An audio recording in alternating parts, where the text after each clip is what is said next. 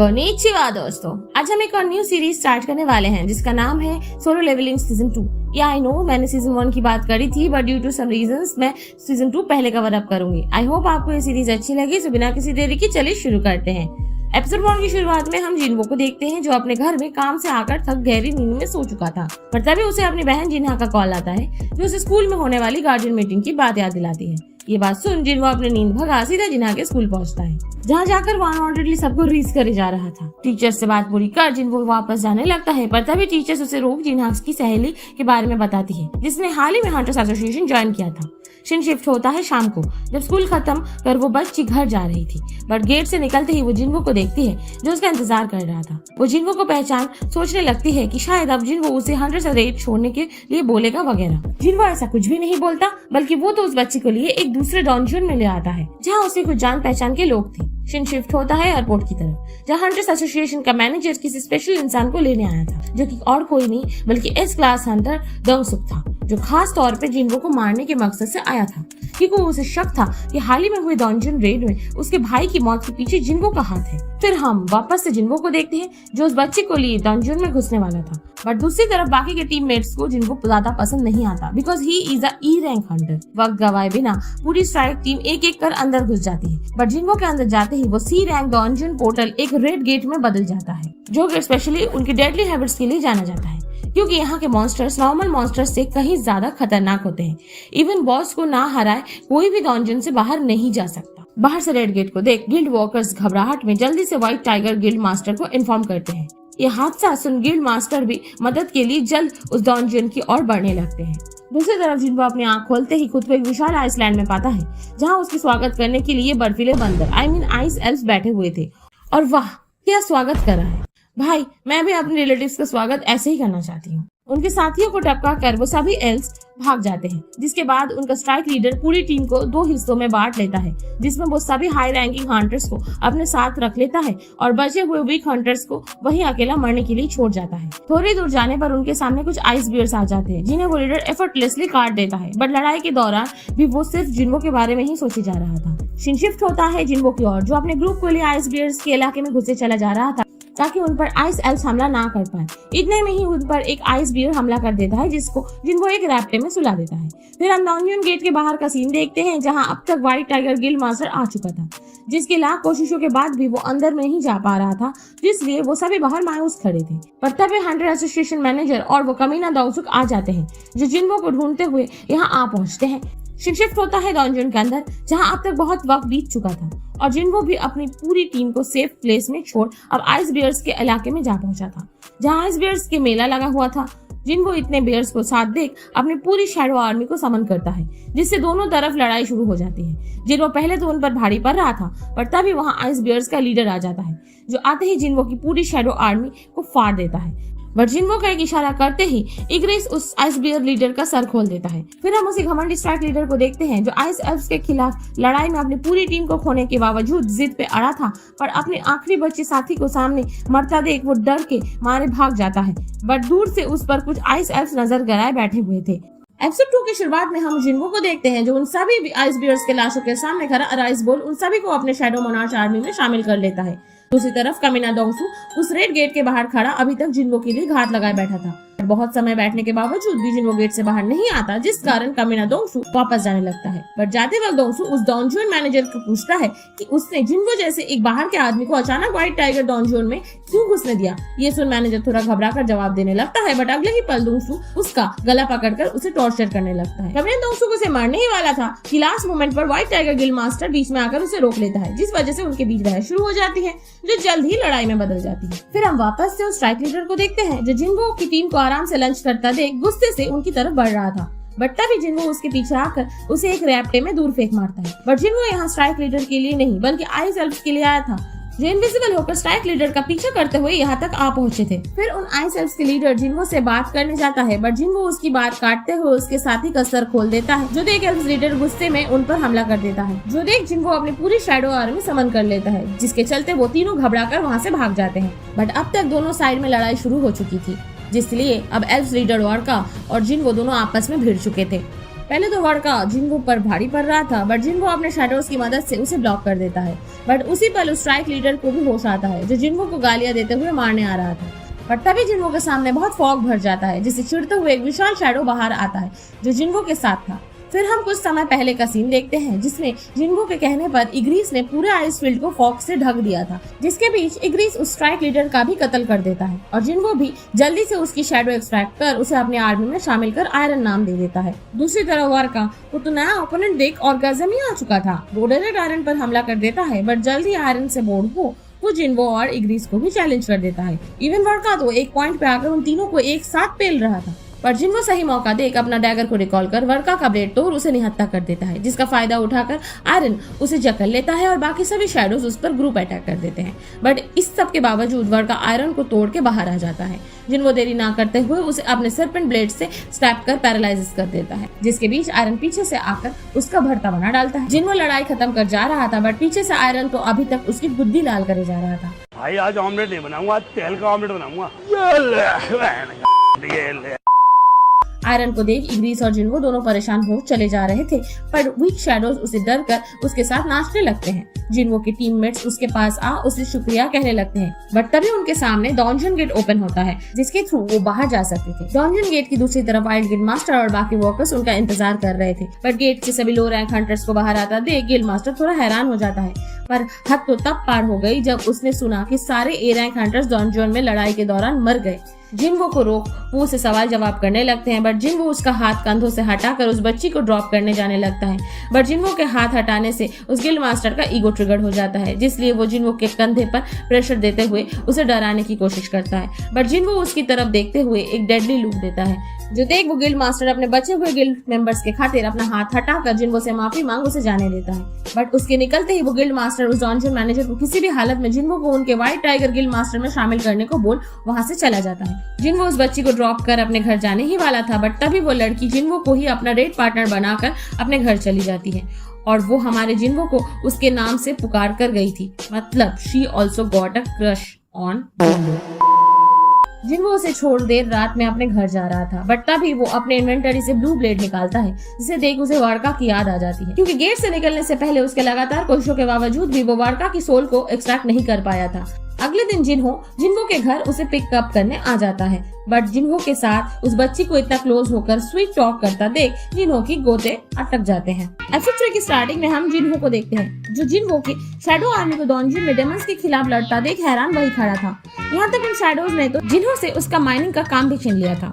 Shin shift होता है एक ओल्ड शिपरेक में, जहाँ फटे पुराने कपड़े पहने हुए आदमी अकेले ही 5 हंटर्स को पेल डाला था। आखिरी बचे हंटर से उसे घर ले जाने की मांग कर रहा था। फिर हम वापस से जिन्हो को देखते हैं, जो जिन्हो के साथ रेस्टोरेंट में बैठ गिल्ड मास्टर बनने की बात कर रहा था, बट तभी बातों बातों में वो जिन्हो को उसके बड़े भाई के साथ कंपेयर करने लगता है, जिसने कभी भी जिन्हो का साथ नहीं दिया था, यहाँ तक हमेशा उसे नीचा दिखाता आया। दूसरी तरफ जिन्हो, जिसने ना तो सिर्फ जिन्हो की जान बचाई बल्कि उसकी 20 डेज पूरा करने में इतनी मदद भी करी, और ये बात पूरी कर रोने लगता है। ये सब सुन जिन्हो भी थोड़ा इमोशनल हो उसे अपना छोटा भाई कह देता है, जो सुन जिन्हो बहुत ज्यादा खुश हो पूरा रेस्टोरेंट ही ऑर्डर करने लगता है। शिफ्ट होता है इवान के ऊपर, जिसे फिलहाल के लिए हंटर्स एसोसिएशन की जेल में रखा गया था, क्योंकि उसकी भाषा वहाँ पर किसी को भी समझ नहीं आ रही थी, जिसलिए कंपनी ने एक फॉरेनर हंटर को हायर करा था जो इवान की भाषा समझ पाए, और वो और कोई नहीं बल्कि हमारा कमीना डंगसुक था। फिर हम वापस से जिन्हो को देखते हैं, जो उसके डेली टास्क रिवॉर्ड से मिले हुए की को इस्तेमाल करके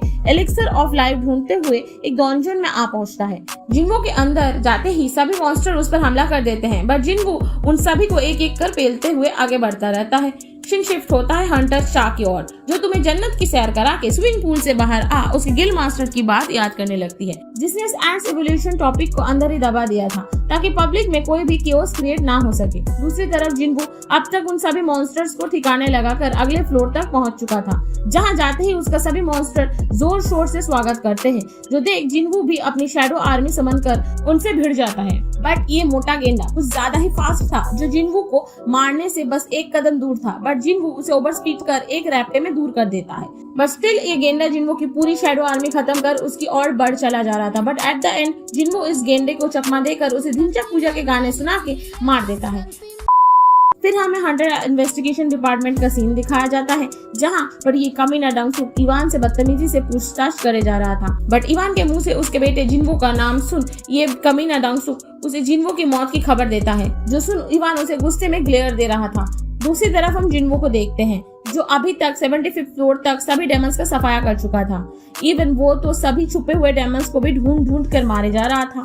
शिन शिफ्ट होता है आग लगे खंडर की ओर, जहां अभी कुछ देर पहले हंटर्स इन्वेस्टिगेशन डिपार्टमेंट था, बट इवान के एक हमले से वो पूरी बिल्डिंग तबाह हो चुकी थी और ये कमीना डंगसुक एक कोने में पत्थर पे लेटा हकते हुए वही पल याद कर रहा था जब उसके सामने एक जानवर खड़ा उसे अपनी फैमिली से दूर रहने की धमकी देकर अगले ही पल वहां से गायब हो जाता है। दूसरी तरफ जिन्वो खाने की कमी के कारण डंजन में वापस लौट रहा था, क्योंकि डंजन फ्लोर जितने बढ़ते रहेंगे डंजन डिफिकल्टी भी उतनी ही बढ़ती चली जाएगी। एपिसोड 4 की शुरुआत से ही जिन्वो अपने एलिक्सर ऑफ लाइफ की खोज में लगा हुआ था, बट लो एक्सपीरियंस के कारण वो आगे की तलाश नहीं कर पा रहा था, जिसलिए उसे हाई रैंकिंग डंजन में जाकर अपना लेवल अप करना पड़ेगा।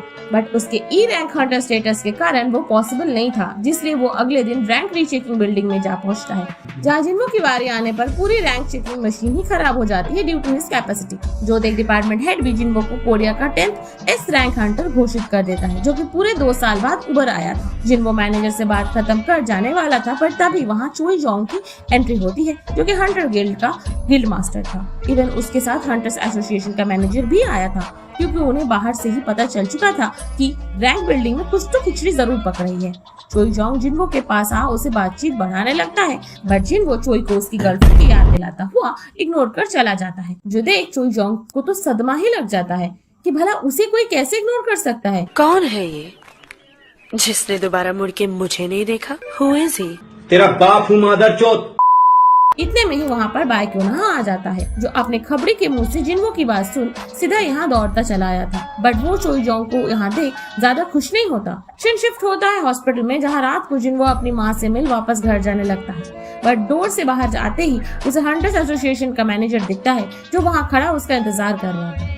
जिन्वो उसकी बात काटते हुए बाहर जाने लगता है, बट तभी जिन्वो वहाँ पर हंटर्स एसोसिएशन के चेयरमैन को देखता है, जो कि स्पेशली जिन्वो से ही मिलने आया था। जिन्वो उनके साथ बैठ बातें करने लगता है, जहाँ से हमें पता चलता है कि चेयरमैन भी जिन्वो को अपना साथ रखना चाहता है। जिन्वो ये ऑफर देख थोड़ा हेजिटेट करता है, क्योंकि इस एक फैसले से उसकी जिंदगी बदल सकती है, बट फाइनली सोचने के बाद जिन्वो उन्हें मना कर देता है। जो सुन चेयरमैन पहले तो उसे पैसों का भूखा समझ बैठता है, बट उससे बात कर उनका दिल जोरों से धड़कता है। वो भी जिन्वो के साथ उसकी लड़ाई में शामिल होना चाहते थे। जिन्वो अपनी बात पूरी कर उनकी इजाजत लिए वहाँ से चला जाता है। अगले दिन सुबह हम कमीने डोंगसुक को देखते हैं, जो अपने टूटे पैर के साथ हॉस्पिटल में पड़ा वही पल याद कर रहा था, जहाँ एक जानवर उसके सामने खड़ा उसे अपनी फैमिली से दूर रहने की धमकी दिए वहाँ से वैनिश हो जाता है। शिन शिफ्ट होता है जिन्वो की ओर, जो ऑनलाइन वेबसाइट्स पे आर्टिक्राफ्ट्स की कीमत देख रोई जा रहा था, बट तभी उसकी नजर A rank dungeon walking application की ओर जाती है, जहां माइनर्स की रिक्वायरमेंट्स थी। अगले दिन चेयरमैन को ऑफिस में जिन्वो की डिटेल्स देख रहा था कि तभी वहां खड़ा मैनेजर चेयरमैन को जिन्वो की ए रैंक डंजन रेड में जाने की खबर देता है। जो बात सुन चेयरमैन को जिन्वो के मन में गालियां देने लगता है कि आखिर वो भी पैसों के पीछे चला ही गया, पर तभी बीच में मैनेजर उन्हें टोकते हुए जिन्वो को एज अ माइनर देखे जाने की बात बोलता है, जो सुन चेयरमैन का मूड वापस से ठीक हो जाता है। फिर हम वापस से जिन्वो को देखते हैं, जो माइनिंग एरिया में अपने सभी साथियों से जान पहचान बढ़ाने लगता है, और दूसरी तरफ चोई जोंग अपने एक ही हमले से डंजन के सभी मॉन्स्टर का सफाया कर अपनी टीम के साथ वर्कर्स की ओर बढ़ चला जा रहा था। बट जिन्वो तो उनके वाइस गिल्ड मास्टर चाइन से अपनी नजर ही नहीं हटा पाता। हंटर्स के बाहर आते ही माइनिंग टीम का काम शुरू हो जाता है, और जिन्वो को काम करता देख बाकी सभी वर्कर्स वहाँ खड़े उसे ही देखे जा रहे थे। थोड़ी देर बाद ही लंच ब्रेक हो जाता है, जिसमें बाकी सभी वर्कर्स तो बाहर चले जाते हैं, बट जिन्वो तो अपना अलग ही डंजन एक्सप्लोर करने लगता है।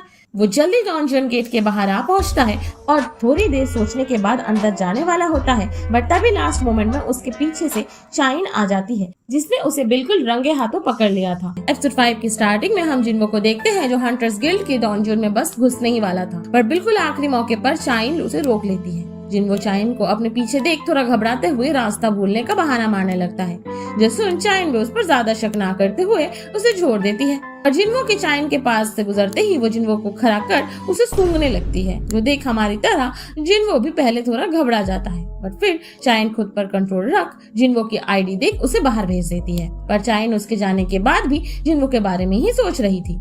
जिन वो काम खत्म कर अपनी पेमेंट लिए जाने ही वाला था, पर तभी वो अपने सीनियर के मुंह से कल की ए रैंक रेट के बाद सुनता है, जो सुन जिन वो वापस से अगले दिन काम पर आ जाता है। काम खत्म कर वो सभी वर्कर्स लंच के लिए बैठे ही थे, पर तभी वहाँ ए रैंक स्ट्राइक लीडर की हुन सोन आ जाता है, जिसकी टीम में एक बंदे की कमी के कारण वो उनमें से किसी को ले जाने आया था जो उनका सामान उठा सके। सभी वर्कर्स डंजन मॉन्स्टर के डर से मना कर देते हैं, बट ये ऑफर सुन जिनको जल्दी से अपना खड़ा कर देता है, अपना हाथ खड़ा कर देता है। जिनको को इतना इंटरेस्ट लेता देख वो लीडर भी उसे ले जाने के लिए मान जाता है और जल्दी ही वो अपनी टीम को लिए डंजन में घुस पड़ता है। और अंदर आते ही एक लड़की जिनको के पास उसे लगातार मोटिवेट करे जा रही थी। कल 9:30 बजे यहाँ पे पहुंच जाना अगर जिंदगी में सच में कुछ बड़ा करना चाहता है। सभी बात करते हुए आगे बढ़ रहे थे कि तभी उन पर एक विशाल डायर उल्फ का ग्रुप हमला कर देता है, जिन्हें ये सब एक एक कर इजीली पेल डालते हैं। उन सभी ने अभी बस उन उल्फ्स को ठिकाने लगाया ही था कि इतने में उनके सामने एक बड़ा हाई ऑक्स का ग्रुप आ जाता है, जिनकी ताकत देख ये सभी वही हक देते हैं। वो हंटर्स थोड़ा फाइट बैक करते हैं, बट जल्दी ही वो सभी हाई ऑक्स उनको ओवरवेल्म्ड कर पेले जा रहे थे। वो हंटर्स बस मारने ही वाले थे कि एंड मोमेंट पर जिन वो अपनी स्टेल्थ स्किल का इस्तेमाल कर उन सभी ऑक्स को एंजॉय कर देता है। इसका फायदा उठाते हुए सभी हंटर्स उन हाई ऑक्स को ठिकाने लगा देते हैं, बट वो सभी लोग उन ऑक्स के अचानक धीमा हो जाने को लेकर थोड़ा परेशान थे। बट उनमें से एक लड़की ने जिन्वो को उनकी मदद करते देख लिया था। सभी हंटर्स अभी हुए हाई ऑक्स का हमला देख कैप्टन का आगे के फैसले का इंतजार कर रहे थे, बट ये कैप्टन पिछले कैप्टन की जैसे गलती ना करते हुए वापस जाने का फैसला करता है, जो सुन सभी टीम मेंबर्स और जिन्वो खुश हो जाते हैं। बट बाहर जाने का रास्ता तो पहले से ही उन हाई ऑक्स के लीडर कार्डगलगन ने अपने मैजिक से ब्लॉक कर रखा था। इवन उस बैरियर को तोड़ने के चक्कर में बाकी मेंबर्स तक इंजोर्ड हो चुके थे। सिचुएशन को समझते हुए साइज कैप्टन कार्डगलगन की बात मान अपनी टीम को लिए उनके बेस की ओर बढ़ने लगते हैं, बट अंदर तो कुछ अलग ही सिस्टम चल रहा था। वहाँ पर हजारों हाई ऑक्स हंटर्स के आने का जश्न मना रहे थे।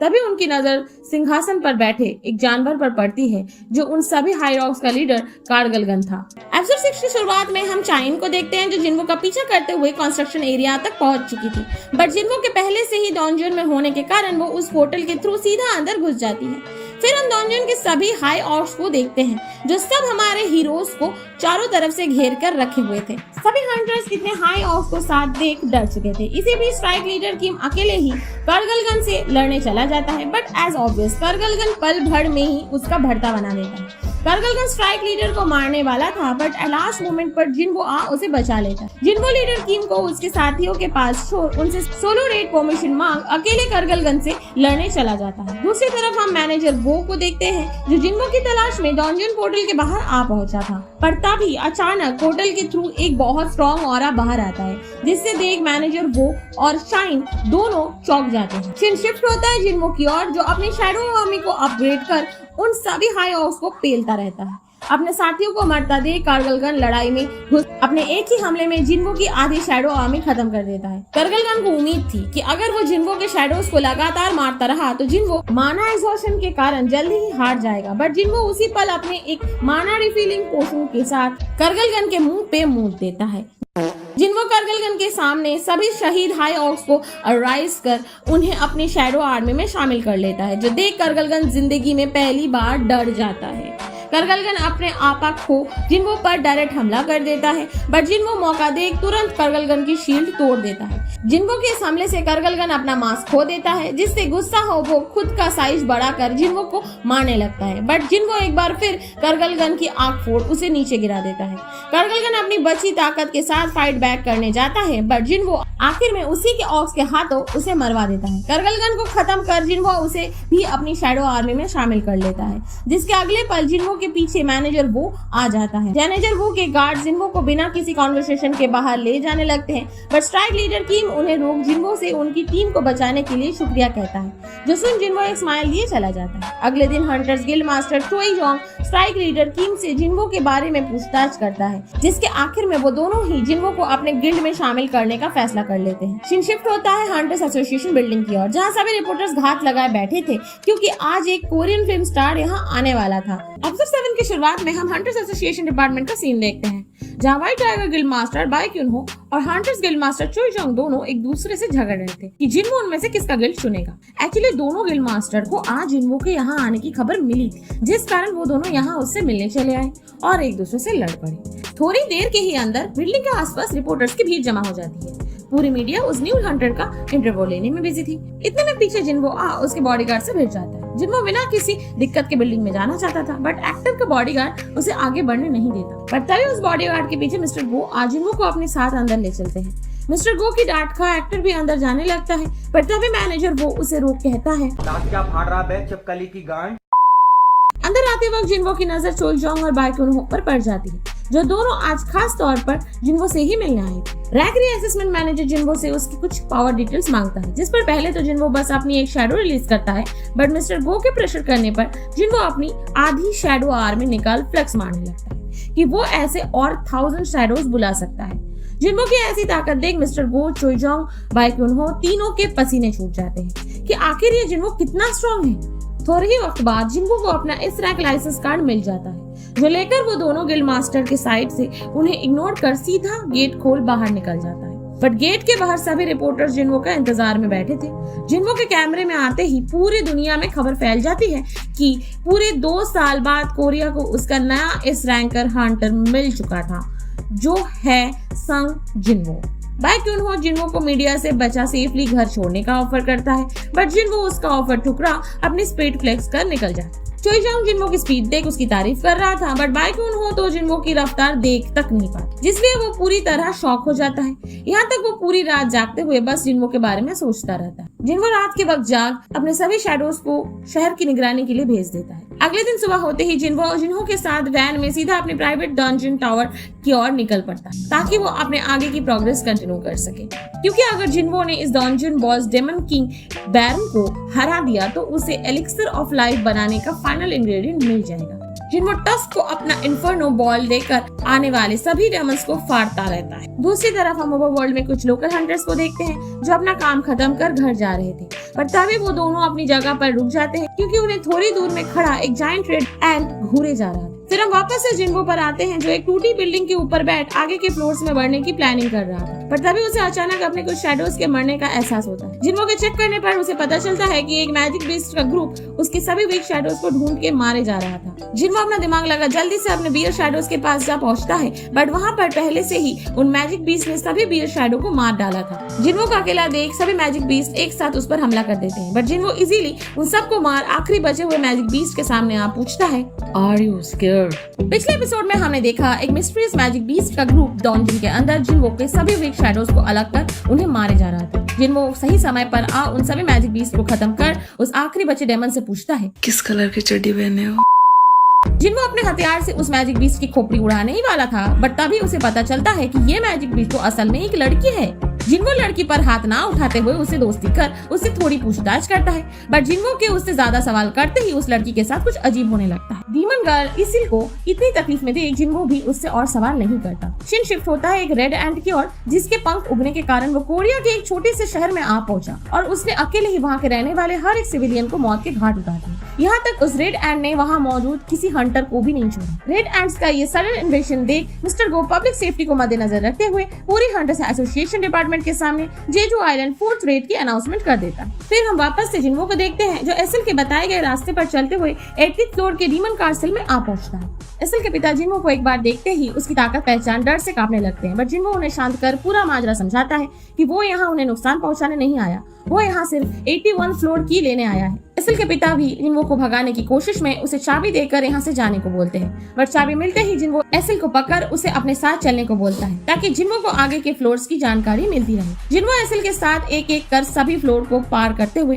100th फ्लोर तक आ पहुंच चुका है। 100th फ्लोर के अंदर पैर रखते ही उन पर डीमन किंग बैरन हमला कर देता है। डीमन बैरन जिन्वो और एसिल को अकेले देख अपनी पूरी डीमन आर्मी को उन पर खुला छोड़ देता है, जिसकी जवाबी हमले में जिन्वो अपनी पूरी शैडो आर्मी समन कर उनके खिलाफ फुल फ्लेज वॉर शुरू कर देता है। जिन्वो और उसके लाइट शैडो मिलकर डीमन बैरन के खिलाफ लगातार लड़ते रहते हैं, जिस बीच इग्रीस मौका मिलते ही तुरंत डीमन बैरन के ड्रैगन वाइवर्न का सर धड़ से अलग कर देता है, जिसके चलते डीमन बैरन सीधा जमीन में जा गिरता है। शिन शिफ्ट होता है हंटर्स एसोसिएशन के मीटिंग हॉल की ओर, जहां हम चेयरमैन गो और जापानीज हंटर एसोसिएशन की ओर से आए हुए रॉ शोट गिल्ड मास्टर यूजी गोतो को देखते हैं, जो दोनों डिस्कशन टेबल पे बैठे 4th जेजू आइलैंड रेड की स्ट्रेटेजी बिल्ड कर रहे थे, ताकि उन्हें रेड एग्जीक्यूशन में आसानी हो सके। दूसरी तरफ हम वापस से जिन्वो को देखते हैं, जिसका डीमन बैरन के खिलाफ लड़ते हुए तेल निकल चुका था। यहाँ तक डीमन बैरन अपने फाइनल ब्लास्ट से जिन्वो की एलीट शैडो को भी मार देता है। जिन्वो मजबूरन अकेले ही डेमन बैरन का सामना करता है। देखकर लग रहा था अब शायद जिन्वो की वाट लगने वाली है, बट एनिमी प्लॉट आर्मर के चलते जिन्वो डेमन किंग बैरन का कुछ ये हश्र करता है। डीमन किंग बैरन को हराने के बाद जिन्वो थक कर गिर चुका था, बट वो बहुत खुश था बिकॉज फाइनली अब उसे एलिक्सर ऑफ लाइफ पोशन बनाने के सभी इंग्रेडिएंट्स मिल चुके थे। एपिसोड 9 की शुरुआत में हम जिन्वो को देखते हैं जिसे डेमन किंग बैरन के डेथ ड्रॉप से अपने एलिक्सर ऑफ लाइफ बनाने के सभी इंग्रेडिएंट्स मिल चुके थे। Elixir of life potion crafting के चांसेस तो बहुत कम थे, बट आखिर में उसे अपना एलिक्सर ऑफ लाइफ पोशन मिल जाता है, वो भी एक न्यू एक्स्ट्रा स्किल के साथ। शैडो एक्सचेंज स्किल के चलते जिन्वो अपने किसी भी शैडो के साथ प्लेस एक्सचेंज कर सकता है। जिन्वो को अपने न्यू स्किल का पता लगते ही वो तुरंत इसील को अलविदा कर ओवरवर्ल्ड में शैडो एक्सचेंज करता है। इसील जिन्वो को रोक उसे अपना दिल का बात कहना चाहती थी, बट जिन्वो उसे भाव ना दिए सीधा अपने रास्ते निकल पड़ता है। जिन्वो कोरिया सिटी में वापस आते ही काइसल पर बैठ सीधा हॉस्पिटल अपनी माँ से मिलने जा पहुंचता है। हॉस्पिटल के बेड के पास जिन्वो की नजर अपनी माँ के बेजान चेहरे पर पड़ जाती है, जो देख उसे अपने अभी तक के पूरा सफर याद आ जाता है। जिन्वो बिना कुछ बोले अपनी माँ का मुंह खोल उन्हें एलिक्सर ऑफ लाइफ पोशन पिला देता है, बट वो कुछ काम नहीं करता। जिन्वो उदास हो बिल्कुल डिप्रेशन में चला जाता है, पर तभी जिन्वो के सामने उसकी माँ बैठी उसका नाम पुकार रही थी। जिन्वो अपनी माँ को इतने सालों बाद बोलता देख खुशी से रो पड़ता है। अगले दिन सुबह होते ही जिन्वो जिन्हा के साथ आकर अपनी माँ को हॉस्पिटल से घर ले आता है। थोड़े वक्त बाद जिन्वो मिस्टर गो के बुलाने पर उनके ऑफिस जा पहुंचता है। मिस्टर गो जिन्वो को बिठा उससे जेजू आइलैंड रिगार्डिंग थोड़ी बातचीत करते हैं। जिन्वो मिस्टर गो से खुद को इस जेजू रेड से बाहर रखने को बोलने ही वाला था, पर तभी उसे अपने नीचे के फ्लोर से बहुत मैसिव ऑरा फील होता है। मिस्टर गो जिन्वो को इंटरेस्ट लेता देख उसे अपने अंडरग्राउंड ट्रेनिंग रूम में ले चलता है, जहाँ सभी कोरियन इस रैंक हंटर्स आपस में लड़ते हुए जेजू रेड की ट्रेनिंग कर रहे थे। यहाँ तक वहाँ पर सभी जापानीज हंटर्स भी वर्कआउट करने आए थे, बट कुछ लो रैंकिंग कोरियन हंटर्स के साथ फालतू झगड़े के कारण दोनों तरफ के एस रैंक हंटर्स के बीच 3-on-3 ट्रेनिंग बैटल शुरू हो जाती है। एपिसोड 10 की शुरुआत से ही हम बोथ साइड के टॉप एस रैंक हंटर्स को लड़ते हुए देखते हैं, जिस दौरान कोरियन हंटर्स तो अपना 100% दे रहे थे, बट कुछ वक्त बाद से ही जापानीज हंटर्स सभी कोरियन हंटर्स पर भारी पड़ने लग गए थे। कोरियन सुमो हंटर्स को हराने के बाद सभी जापानीज हंटर बाइक्यून हो की तरफ अप्रोच करते हैं, जिस बीच चाइन भी उसकी मदद के लिए अपने अपोनेंट को जल्दी से खत्म कर आगे बाइक्यून हो की तरफ बढ़ती है। बट तभी चाइन के पीछे से एक जापानीज हंटर उस पर स्नीक अटैक कर देता है। चाइन डर के मारे उस पर अपना स्पीड अटैक से रैप्टे भर देती है, बट चाइन के इस हमले से वो जापानीज हंटर और गुस्सा हो उस पर डेडली अटैक कर देता है। जापानीज हंटर अब चाइन को मारने के बिल्कुल करीब था, पर उसी वक्त जिन्वो बीच में उस हंटर को रोक चाइन को बचा लेता है। जिन्वो की ऐसी ताकत देख ryuji गोतो उसे इम्प्रेस्ड हो उसे 1-on-1 टैग बैटल के लिए चैलेंज कर देता है, जिन पर जिन्वो भी हाँ कर उसे लड़ने चला जाता है। फाइट शुरू होने से पहले ही गोतो जिन्वो पर सडन हमला कर उसे निपटाने की कोशिश करता है, बट जिन्वो इस हमले को इजीली डॉज कर उसे मॉक करने लगता है। दोनों के बीच की लड़ाई देख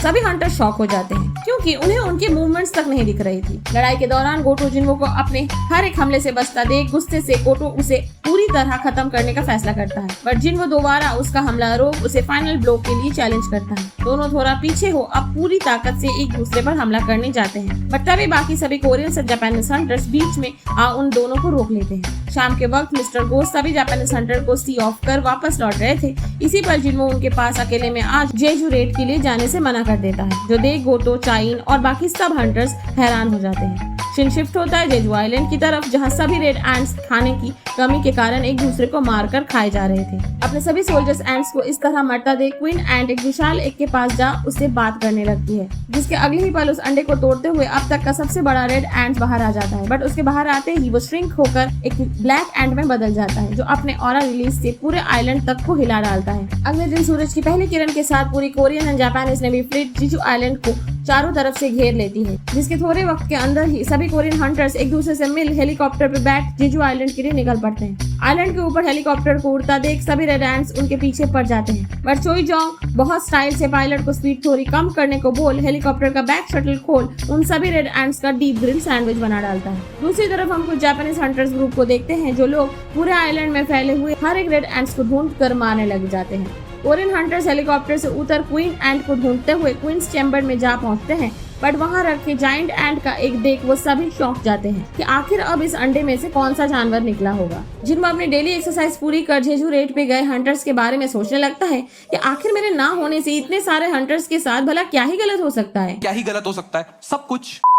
क्योंकि अगले ही पल वो ब्लैक एंट एक फीमेल जापानीज हंटर का सर उड़ा देता है और आइकन से उसका सर खा जाता है। एपिसोड 11 की स्टार्टिंग में हम आखिरी एपिसोड का वही सीन देखते हैं जहां ब्लैक एंट ने एक फीमेल जापानीज हंटर का सर उड़ा दिया था। फीमेल हंटर के दोनों साथी मिलकर एंट किंग से उसका रिवेंज लेने जाते हैं, बट कुछ ही पलों में ब्लैक एंट उन दोनों का भी सर उड़ा देता है। दूसरी तरफ हमारे कोरियन हंटर्स एंट केव के अंदर सभी गार्ड एंट को खत्म कर अब क्वीन एंट को ढूंढने के रास्ते निकल पड़ते हैं। फिर हम वापस से थोड़े और जापानीज हंटर्स को देखते हैं जो अपने ग्रुप से सिग्नल टूटने के कारण उन्हें ढूंढने चले आए थे। वो लोग अपने साथियों के लास्ट एक्टिव लोकेशन पर पहुंचे ही थे कि तभी उनमें से एक हंटर को एंट किंग की ओवरवेलमिंग प्रेजेंस फील हो जाती है, जिससे डर वो पूरे एरिया को आइस क्रिस्टल में बदल देता है। बट स्टिल ब्लैक एंट अपने एक ही हमले से उन दो हंटर्स को भी मार देता है। दूसरी तरफ हम वापस से हमारे कोरियन हंटर्स को देखते हैं जो सब क्वीन एंट को घेर उस पर ग्रुप अटैक करने वाले थे, बट हंटर्स के कुछ करने से पहले ही क्वीन एंट अपने बाकी बचे हुए गार्ड्स एंट को बुला उनसे भिड़वा देती है। सभी हंटर्स एक एक कर अपनी पूरी ताकत लगा बचे हुए गार्ड एंट्स का सफाया कर दोबारा क्वीन एंट तक पहुंचते हैं, बट उसके क्लोज रेंज में आते ही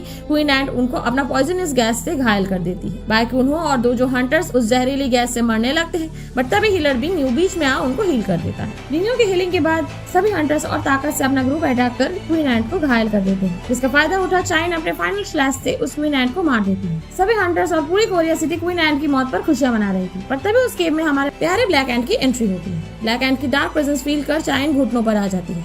जूडो हंटर ब्लैक एंट को आगे बढ़ता देख उस पर हमला करने जाता है, बट ब्लैक एंट उसे बिल्कुल इंडियन पॉल्यूशन प्रॉब्लम की तरह इग्नोर कर आगे बढ़ जाता है। ब्लैक एंट सभी हंटर्स को क्रॉस कर क्वीन एंट के लाश के पास आ उसे खाने लगता है।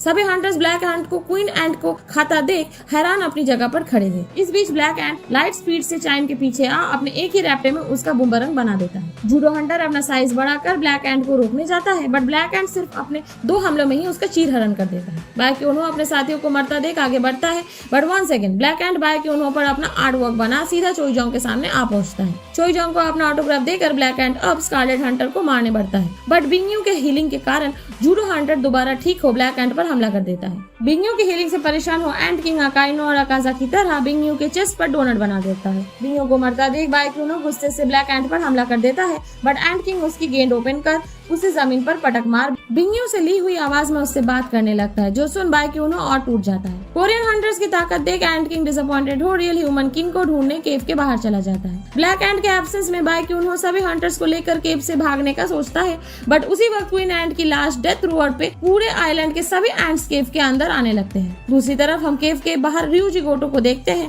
जो अपने साथियों की लाश के सामने खड़ा जापानीज चेयरमैन मात्सुमोतो को स्टेटस रिपोर्ट दे रहा था। जेजू आइलैंड की हालत सुन चेयरमैन मात्सुमोतो ryuji गोटो को अपने बचे हुए फोर्सेस के साथ वापस आने को बोलता है, पर तभी ब्लैक एंट उनको इंटरप्ट कर उन तीनों में से एक हंटर का सर उड़ा डालता है। ब्लैक एंट की ताकत देख गोटो अपने दूसरे गोटे को भागा उससे लड़ने आगे बढ़ता है, बट ब्लैक एंट अपने ऑरा रिलीज से गोटो को जिन्हो की याद दिला उसकी शोट तोड़ देता है। सीन शिफ्ट होता है हमारे बेचारे कोरियन हंटर्स की ओर, जो सभी इतने घायल हो चुके थे कि अब वो लोग ठीक से खड़े तक नहीं हो पा रहे थे। यहाँ तक उनके स्ट्रॉन्गेस्ट हंटर चोईजोंग का दिया भी अब बस बुझने ही वाली थी। सभी हंटर्स अपने अच्छे पल याद कर अब मरने के लिए तैयार हो चुके थे, पर लास्ट मोमेंट पर सभी हंटर्स की परछाई से जिन्हो के शैडो सोल्जर्स बाहर आ उन्हें रेड एंट्स के हमले से बचा लेते हैं। एपिसोड के एंडिंग में हम सांग जिन्हो को देखते हैं जो कोरिया में बिल्डिंग के ऊपर बैठा कोरियन हंटर्स के मरने का इंतजार कर रहा था, और एपिसोड खत्म होने से बस 1 सेकंड पहले वो कैमरे की तरफ देखकर बोलता है एक्सचेंज। एपिसोड 12 की शुरुआत में हम सभी कोरियन एस रैंक हंटर्स को देखते हैं जो सब जिन्हो के शैडो को उन्हें एंट से बचाते देख हैरान हो चुके थे।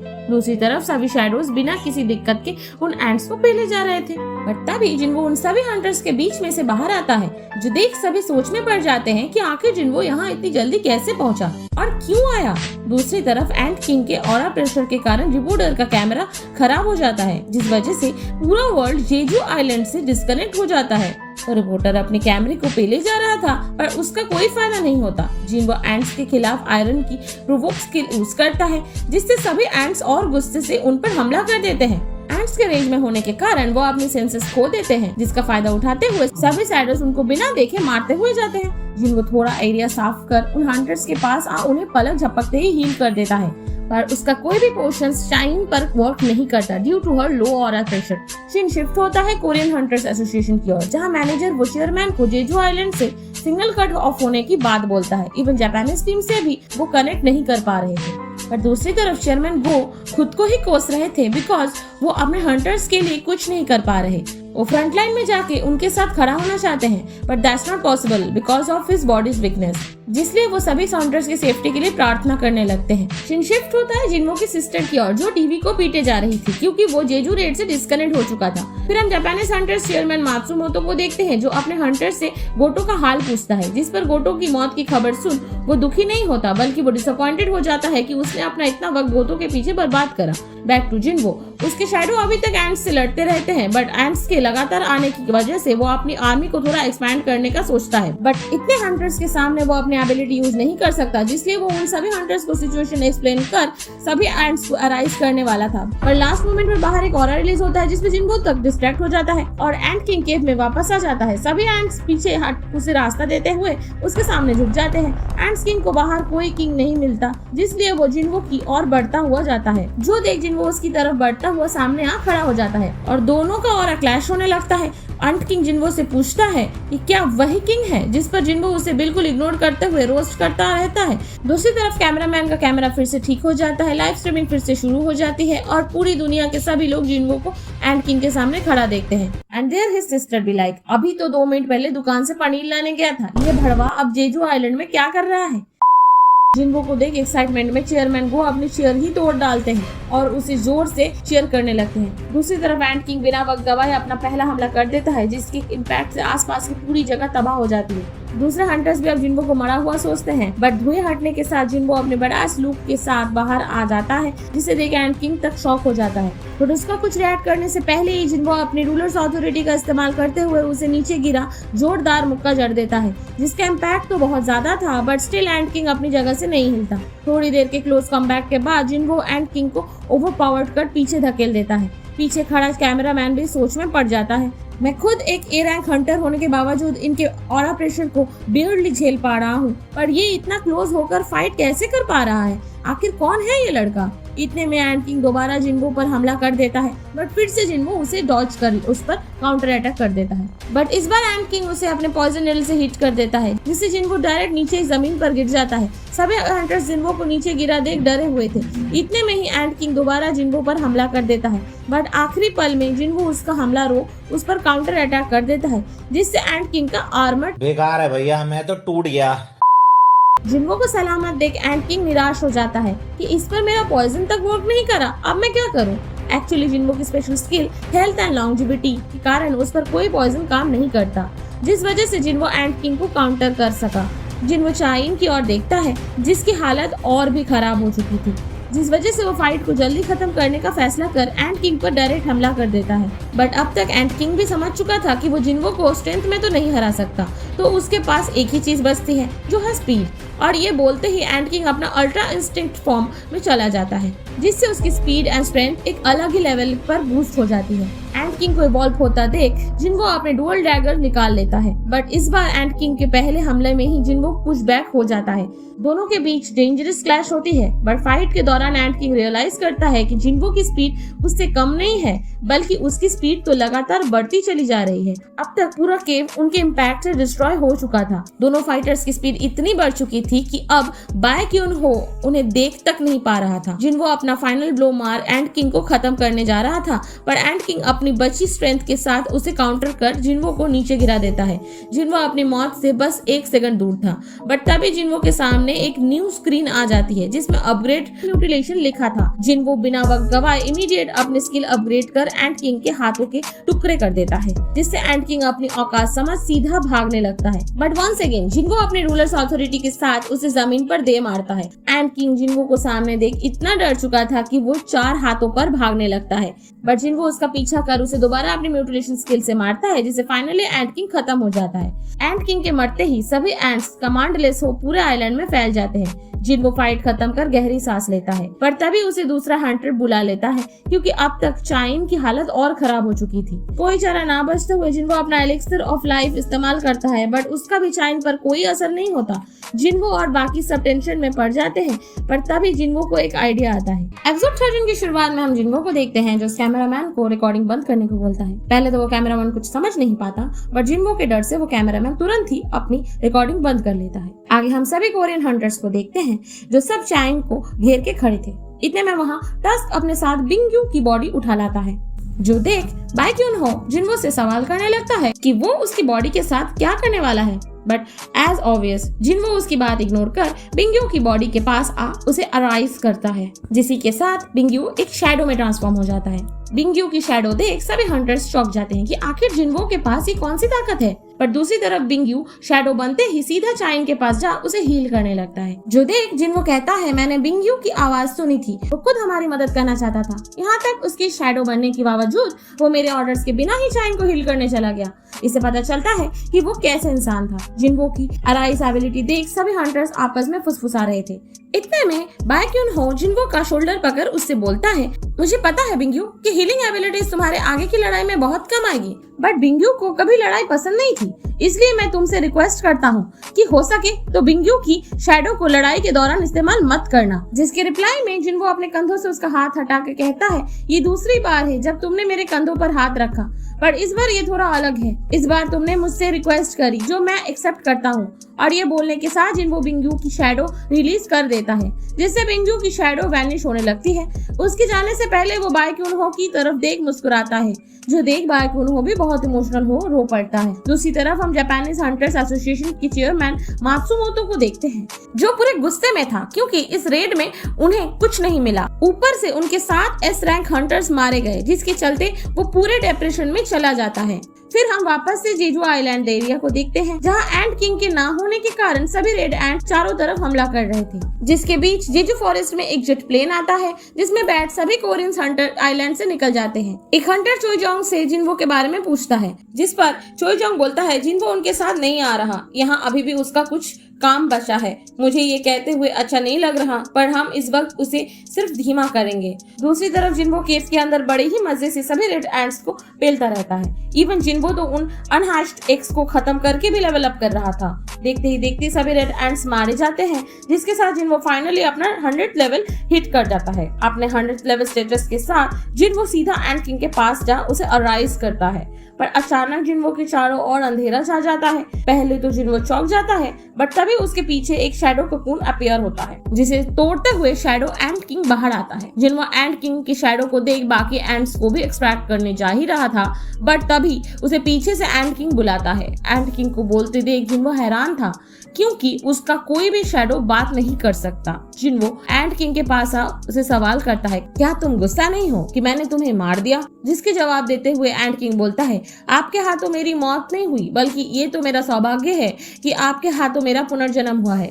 और एक बार फिर से वो जिन्हो को उसे नाम देने को बोलता है, जिसके साथ जिन्हो एंट किंग का नाम बेरू रखता है और सभी मरे हुए रेड एंट्स को भी अराइज कर देता है। फिर हम ढेर सारे हंटर्स को देखते हैं, जो सब मिलकर बाकी बचे हुए रेड एंट्स को सिटी में आने से रोक रहे थे। दूसरी तरफ जिन्हो पहाड़ी के ऊपर खड़ा बेरू को उन सभी बचे हुए रेड एंट्स को मारने का ऑर्डर दे देता है, जो सुनते ही बेरू डायरेक्ट रश करता हुआ उन सभी एंट्स को फाड़ता रहता है। फिर हम चेयरमैन गो को देखते हैं, जो अपने ऑफिस में खड़ा जेजू आइलैंड रेड विक्ट्री के ऊपर एक लेक्चर देते हैं, जिसके अंदर वो उनके सभी कोरियन हंटर्स के सही सलामत लौट आने और जेजू आइलैंड रेड पर जीत हासिल होने की बात बोलता है। फिर हम चाइनीज नेवी फ्लीट का सीन देखते हैं, जिनकी ओर हजारों रेड एंट बढ़ रहे थे। एंट को सामने देख सभी स्टाफ और क्रू मेंबर्स तो डर जाते हैं, बट उनका कैप्टन कहता है, घबराओ मत, हमारा हीरो थोड़ा एक्सरसाइज करना चाहता है। जो बात पूरी करते ही हम शिप के ऊपर बैठे एक आदमी को देखते हैं, जो अपने एक ही हमले में उन सभी रेड एंट्स का सफाया कर देता है। शिन शिफ्ट होता है रेड फ्यूनरल एरिया में, जहां जिन्हो उन सभी शहीद हंटर्स को श्रद्धांजलि देने आया था, बट उसके चारों तरफ बस सभी उसी की बुराई किए जा रहे थे, लाइक ये सब उसी की गलती है, अगर वो पहले आ जाता तो इतने लोग ना मरते वगैरह। इतना सब सुन जिन्हो उदास हो जाने लगता है, बट तभी उसके पीछे बाय क्यूनहा आ उसे दिलासा देता है, इन लोगों की बातों पर ध्यान मत दो, अगर तुम ना आते तो आज हम में से कोई यहाँ मौजूद ना होता, इसलिए अपना सर ऊंचा करके चलो। जिन्हो काम खत्म कर जा रहा था कि तभी उसे अपने रास्ते में चेयरमैन गो मिलते हैं, जो उसे सीधा अपने कैबिन में ले जाकर बात करने लगते हैं, जैसे उसने आगे का क्या सोचा है वगैरह वगैरह। क्योंकि जेजू आइलैंड के इंसिडेंट के बाद सभी देश पागलों की तरह जिन्हो को खुद के पास रखना चाहेगा, जिसके जवाब में जिन्हो बहुत कामली बोलता है, I am looking forward to starting my own guild. आगे हम कुछ डॉन्जन वॉकर्स को देखते हैं, जो जेजू केव में माना क्रिस्टल लेने आए थे, पर तभी वहाँ पत्थरों के बीच से एक विशाल जायंट बाहर आता है, जिसे देख सभी वॉकर्स घबराहट में बहुत शोर मचाने लगते हैं। जिस आवाज से परेशान हो एक दूसरा आइसमैन उन्हें अपना मैजिक से सुला देता है। वो दोनों मैजिक बीस्ट अपने बीच कुछ बातें करते हैं जिससे हमें पता चलता है कि ये दोनों ही यहाँ जिन्वो को ढूंढने आए थे।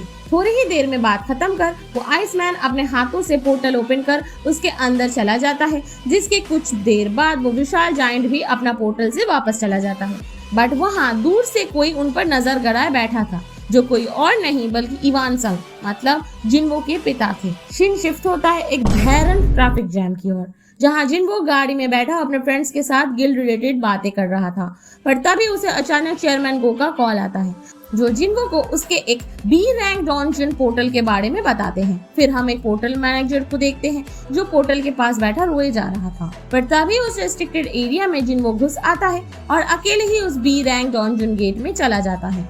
पर उसके अंदर जाते ही वो पोर्टल एक रेड गेट में बदल जाता है, जो देख मैनेजर के तो टट्टे जाम हो जाते हैं। बट दूसरी तरफ से जिन्वो को अपनी अलग ही चिंता हो रही थी कि मुझे मॉम को कॉल पर बता देना चाहिए था कि मुझे देर हो जाएगी। वो अपने ही अंदर बात कर रहा था। इस बीच उधर उस डॉन्जन के सभी मॉन्स्टर्स एक साथ आ जाते हैं, जिन्हें देख जिन्वो हंसते हुए अपने अभी तक के सभी शैडोज को निकाल लेता है।